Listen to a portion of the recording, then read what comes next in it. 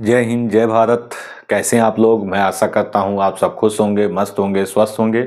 और आज फिर हम क्लास 10th में दूसरा आंसर लेकर आए हैं। ठीक है, सेट नंबर 2 है और इसमें हम सारे जितने भी बहुविकल्पीय क्वेश्चंस हैं वो सारे उनका आंसर आपको बताएंगे। तो देखिए,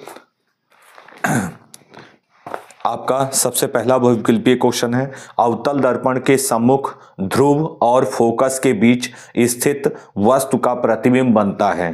ठीक है, तो देखिए अवतल दर्पण है, अवतल दर्पण हम बनाते हैं। ये अवतल दर्पण है और इस अवतल दर्पण में ये मुख्य अक्ष है और मुख्य अक्ष में पहला क्वेश्चन है बहुविकल्पीय।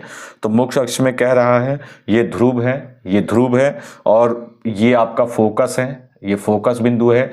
इसके मध्य हम किसी वस्तु को रखते हैं तो इस प्रकार से ये वस्तु रख रहे हैं और वस्तु से चलने वाली किरणें जो हैं वो दर्पण से टकराती हैं और टकराने के पश्चात जो है वो किस बिंदु से होकर जाएंगी? वो फोकस बिंदु से होकर जाती हैं।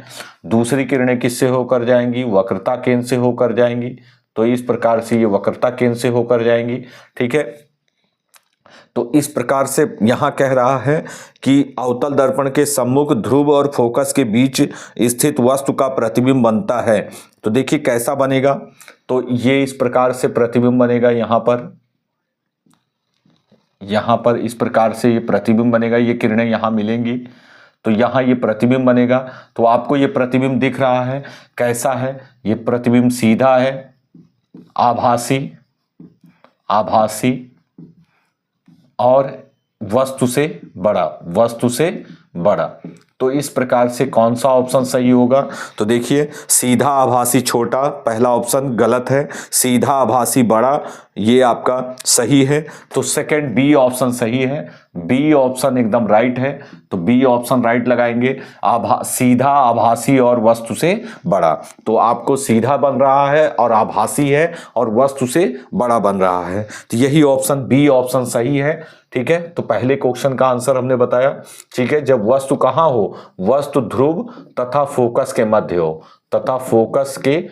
स्थित हो और दर्पण कौन सा हो? अवतल दर्पण हो। तो ध्रुव और फोकस के मध्य वस्तु होगी। वस्तु कहां पर होगी? ध्रुव तथा फोकस के मध्य।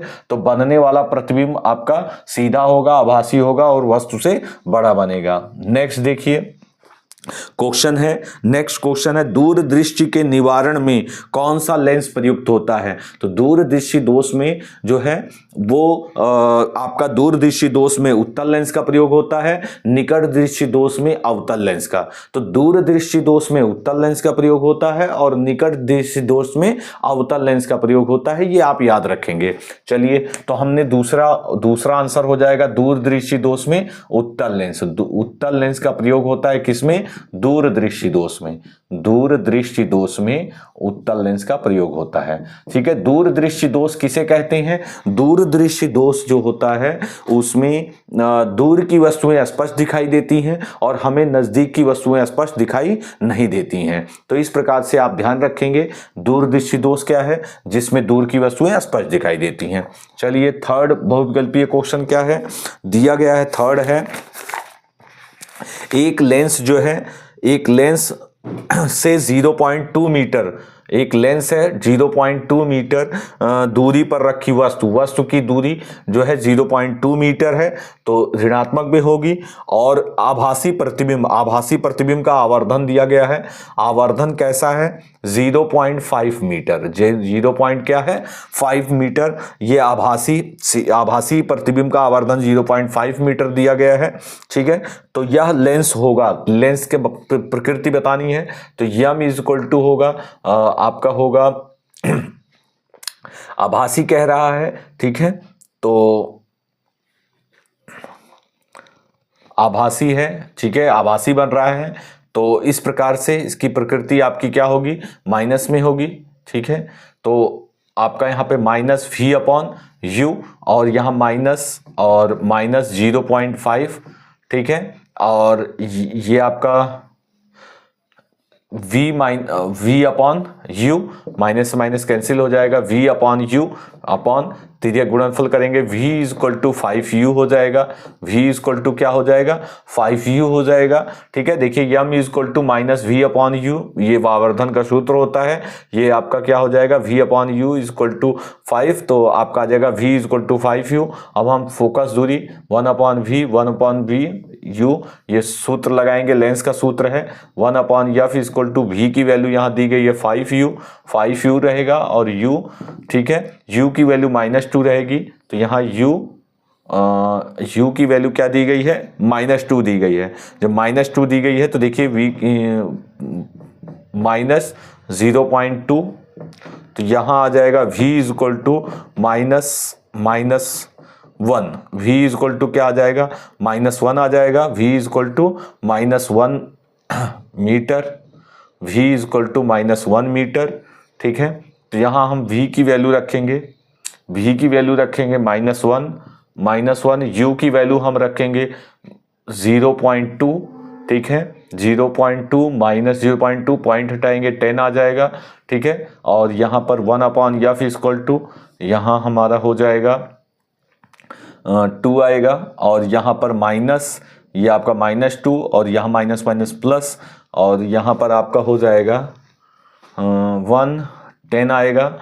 ठीक है, 1 अपॉन f इक्वल टू, ये आपकी वैल्यू आ जाएगी 8/2, f इक्वल टू आपकी वैल्यू आएगी 8/2, ठीक है, 2/8, तो इस प्रकार से f इक्वल टू आपका आ जाएगा 0.25, जो है लगभग 0.25 मीटर। ठीक है, तो ये फोकस दूरी आ रही है, ये क्या आ रही है फोकस दूरी आ रही है। तो इस प्रकार से जो है ये लेंस कौन सा होगा, पॉजिटिव में आ रहा है तो लेंस कौन सा होगा, ये अवतल लेंस होगा। लेंस कौन सा होगा, अवतल लेंस होगा। ठीक है, अवतल लेंस में फोकस दूरी किस में आती है, पॉजिटिव में आती है। ठीक है, तो लेंस अवतल लेंस होगा, और जो ऑप्शन सही होगा ये बी ऑप्शन सही होगा, बी ऑप्शन 0.2 मीटर फोकस दूरी, फोकस दूरी 0.2 मीटर फोकस दूरी, और साथ में दे रहा है दूरी का अवतल लेंस प्रयोग होगा। कौन सा लेंस प्रयोग होगा, अवतल लेंस का प्रयोग किया जाएगा, अवतल लेंस का प्रयोग होता है। ठीक है, तो इस प्रकार से आप ध्यान रखेंगे। तीसरे ऑप्शन में ये हम सॉल्व करेंगे, फोकस दूरी आ जाएगी 0.25 मीटर, और कौन सा लेंस प्रयोग होगा, अवतल लेंस का प्रयोग किया जाएगा। तो इस प्रकार से ये आंसर सही है। नेक्स्ट क्वेश्चन हम बताएंगे।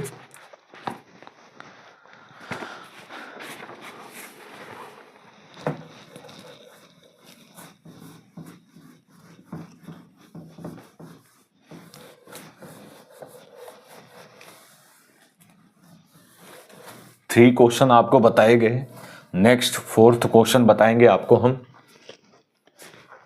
फोर्थ क्वेश्चन दिया गया है, जब श्वेत प्रकाश जो होता है किसी प्रिज्म से, कांच के प्रिज्म से गुजरता है, तो प्रिज्म के आधार की ओर अधिकतम झुकी प्रकाश किरण का रंग होता है। देखिए प्रिज्म की ओर कौन से प्रकाश की किरणें जो है अधिकतम झुकी होती हैं, तो वो आपकी बैगनी प्रकाश की किरण जो होती हैं वो नीचे सब झुकी होती हैं, तो इसमें बैगनी हो जाएगा। ठीक है, जैसे श्वेत, ये किसी कांच प्रिज्म है, जब कोई श्वेत प्रकाश की किरणें इस पर गिरती हैं तो इस प्रकार से अपवर्तित होती हैं, और अपवर्तित होने के पश्चात ये कई रंगों में विभक्त हो जाती हैं। कई रंगों में विभक्त होने के पश्चात सबसे नीचे जो होता है वो बैगनी कलर होता है। ठीक है, सबसे नीचे झुकी हुई कलर कौन सा होता है, बैगनी कलर होता है। तो इस प्रकार से हम बताएंगे ये वायलेट कलर होगा, ये बैगनी कलर होगा, तो एक डी ऑप्शन एकदम राइट है, बैगनी। ठीक है, बैगनी, डी ऑप्शन एकदम राइट है। ये आंसर बताएंगे, फोर्थ का आंसर बताएंगे, डी ऑप्शन एकदम राइट होगा।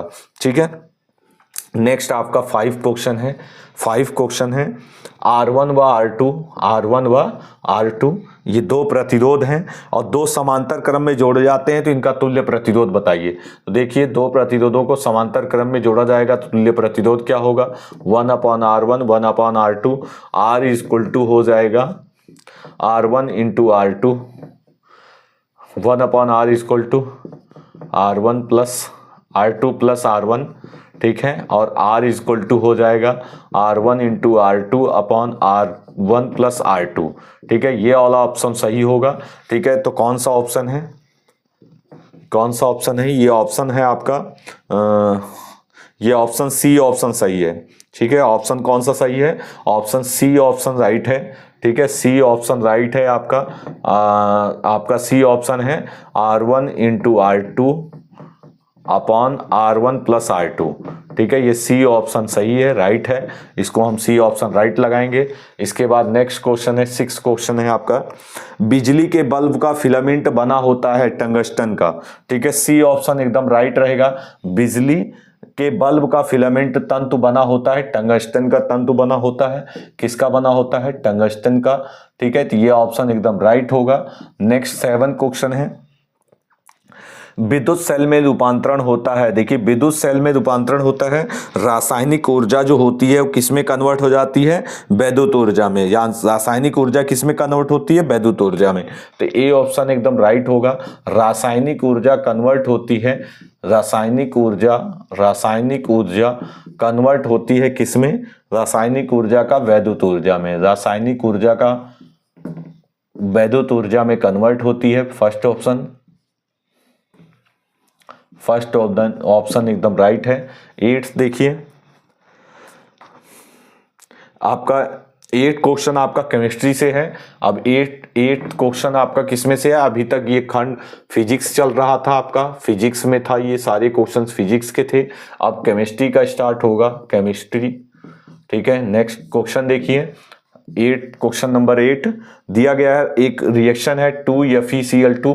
यहां से हम दिखाते हैं, स्टार्टिंग से करते हैं केमिस्ट्री का। आप स्टार्ट करते हैं हम स्टार्टिंग से, चलिए स्टार्टिंग से केमिस्ट्री स्टार्ट करते हैं।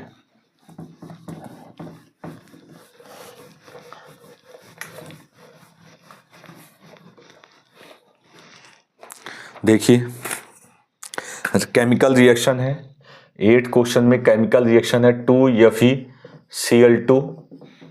नेक्स्ट है FeCl3 है, sorry FeCl3 plus 2H2O plus Y, यहाँ दिया गया 2FeCl3 प्लस H2SO4 प्लस यहाँ दिया गया 2HCl। तो देखिए यहाँ पर ये Y की जगह जो है रिएक्टेंट क्या होगा, तो ध्यान दीजिएगा, यहाँ पर देखिए क्या होगा, देखते हैं, ध्यान दीजिएगा। यहाँ पे ऑप्शन क्या दिया गया है, ए ऑप्शन दिया गया है यस, तो ये यस नहीं होगा। ठीक है, बी ऑप्शन दिया गया है H2S, सी ऑप्शन दिया गया है SO2 और डी ऑप्शन दिया गया है Cl2। तो ये Cl2 नहीं होगा, SO2 और H2S में होगा। तो देखिए एक बार SO2 आप रखते हैं, ठीक है, तो यहाँ 2Fe है, 2Fe है, सही है। तो यहाँ हम देखते हैं, यहाँ एक सल्फर है, तो यहाँ भी एक सल्फर होना चाहिए। ठीक है, यहाँ एक सल्फर है तो यहाँ भी एक सल्फर होना चाहिए, तो एक सल्फर इसमें है। ठीक है, इसमें भी एक सल्फर है। ठीक है, दोनों में से कोई हो सकता है। नेक्स्ट देखिए, यहाँ ऑक्सीजन 2 है और यहाँ ऑक्सीजन कितने हैं, 4।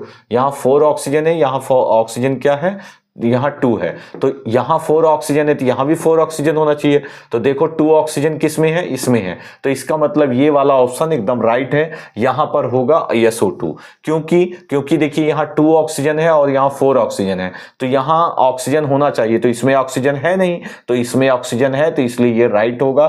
ठीक है, SO2 यहाँ ऑप्शन में सही रहेगा। तो इस प्रकार से आप आसानी से पहचान सकते हैं। ठीक है, नहीं तो चलिए 9 क्वेश्चन हम बताते हैं। इसमें सी ऑप्शन एकदम राइट होगा, यहाँ पे Y की जगह SO2 होगा। नेक्स्ट देखिए, अम्लीय लवण बताना है आपको। NaCl एक लवण है, ठीक है, NaCl एक लवण है, और B आपका दिया गया है, दूसरा लवण दिया गया है NaHSO4 लवण दिया गया है।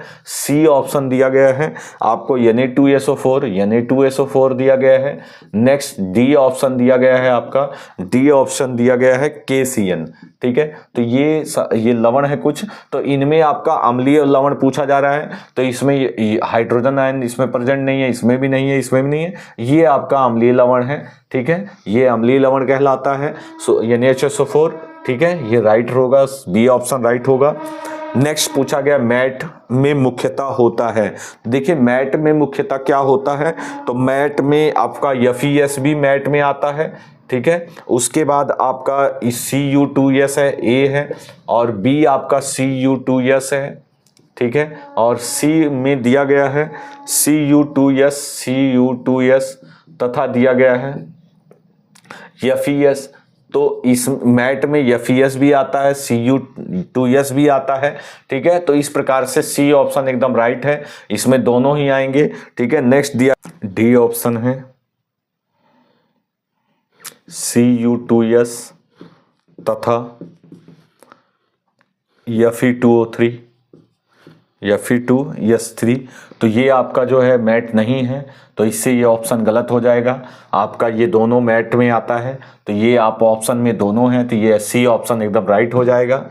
नेक्स्ट 11 क्वेश्चन है, क्वेश्चन नंबर 11 दिया गया है, ये रिएक्शन है, कंप्लीट करना है। Dot dot plus PCl5 arrow CH3COCl plus दिया गया POCl3 प्लस HCl आपको दिया गया है। तो ऑप्शन में दिया गया है, आपको यहाँ पर बताना है कौन सा कंपाउंड आएगा। CH3OH, बी ऑप्शन दिया गया है C2H5OH, CH3 बी ऑप्शन में दिया गया CH3, CH3 COOH, C option दिया गया है C2H5OH, और डी ऑप्शन दिया गया है, डी ऑप्शन है CH3CH2COOH। तो देखिए यहाँ पर ऑप्शन क्या रहेगा, यहाँ पर फास्फोरस पेंटाक्लोराइड है, ठीक है, और CH3COCl POCl3 है और HCl है। तो यहाँ पर आएगा, यहाँ पर कंपाउंड CH3COH, आपका CH3COOH, तो यहाँ पर आएगा CH3COOH, यहाँ CH3COOH, ये आपका बी ऑप्शन एकदम राइट होगा, ठीक है। बी ऑप्शन एकदम राइट होगा, क्योंकि यहाँ CH3CO और एक सिंगल O आपका यहाँ आ जाएगा, और H जो होगा वो ये Cl हो जाएगा, ठीक है। तो इस प्रकार से ये आपका सही ऑप्शन है, बी ऑप्शन एकदम राइट है, CH3COOH आएगा।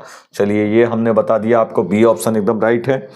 नेक्स्ट उभयधर्मी ऑक्साइड पूछा गया है, तो उभयधर्मी ऑक्साइड Al2O3 होता है, ठीक है। यहाँ दिया गया Na2O नहीं होगा, Na2O नहीं होगा, ठीक है। उसके बाद दिया गया MgO, ये भी उभयधर्मी ऑक्साइड नहीं है, और P2O5 ये भी उभयधर्मी ऑक्साइड नहीं है, ठीक है। ये अम्लीय और क्षारीय ऑक्साइडों में आते हैं, ठीक है, क्षारीय ऑक्साइडों में आते हैं। तो ये तीनों ही उभयधर्मी ऑक्साइड नहीं है। ये आपका ऑप्शन कौन सा है, ये सही सी ऑप्शन ये राइट है, ये Al2O3 उभयधर्मी ऑक्साइड है, ठीक है। नेक्स्ट 13 आपका क्वेश्चन नंबर, प्रोपेन का रासायनिक सूत्र बताना है, प्रोपेन का रासायनिक सूत्र बताना है। तो प्रोपेन का रासायनिक सूत्र आपको बता दें कि मेथ एथ प्रोपेन 3 कार्बन पाया जाएगा, ठीक है, और C3H8 होगा, C3H8, ये ऑप्शन नंबर बी ऑप्शन सही है, ठीक है। प्रोपेन में कार्बन 3 होंगे और हाइड्रोजन की संख्या 8 होगी, तो ये प्रोपेन होगा, और सूत्र होता है प्रोपेन का CnH2n+2, ठीक है। तो प्रोपेन में 3 कार्बन होते हैं, तो N की वैल्यू हम 3 रखेंगे, तो H2 की वैल्यू 3 आ जाएगी, +2, यहाँ प्लस क्या आ जाएगा 2, तो यहाँ आ जाएगा C3, तो H6+2, 6+2, तो लीजिए C3H8 ऑप्शन एकदम राइट है, ठीक है, C3 ऑप्शन एकदम राइट है। तो इस प्रकार से ये क्वेश्चन नंबर 13 था। अब नेक्स्ट बताएंगे 14 क्वेश्चन नंबर 14।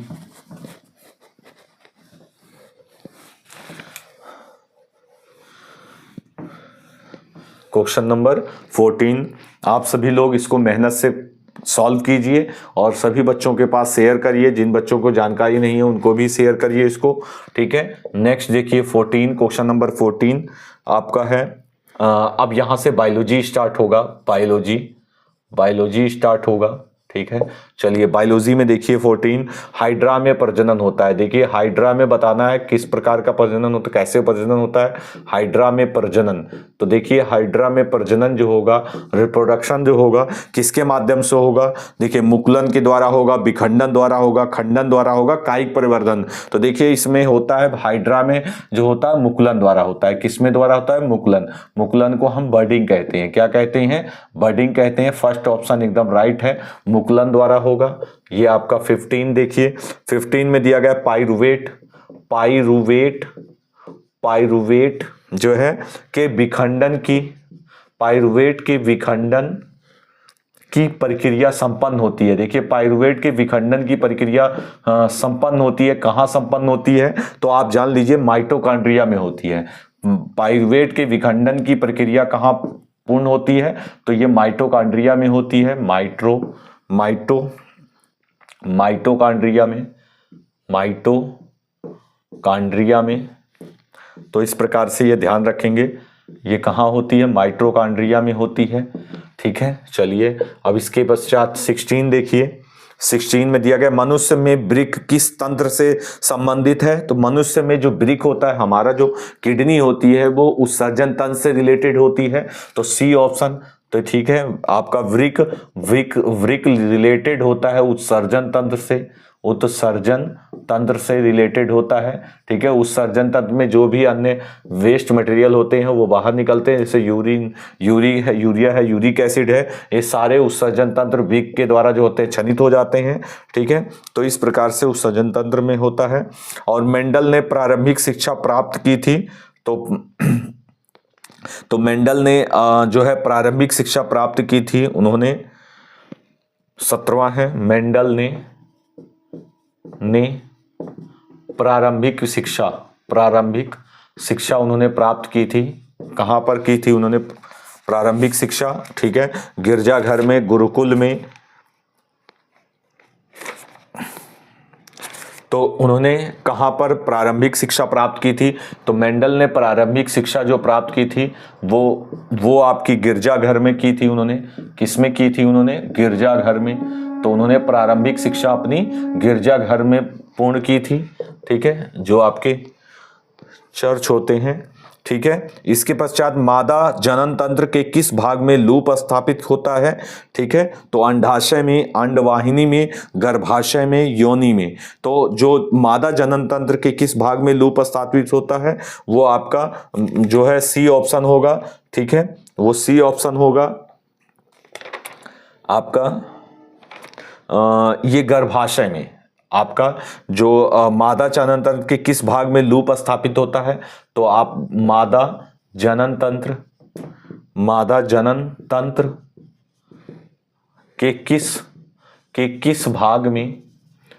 भाग में लूप स्थापित होता है, तो ये आप जानते रहिए गर्भाशय में स्थापित होता है।